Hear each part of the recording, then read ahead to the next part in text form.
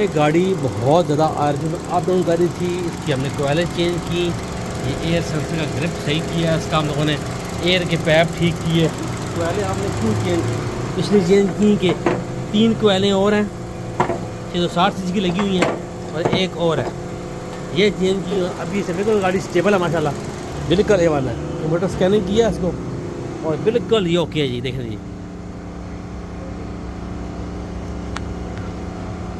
ये माशाल्लाह बिल्कुल बेहतरीन है, वही रही ज़बरदस्त, गुड ऑल।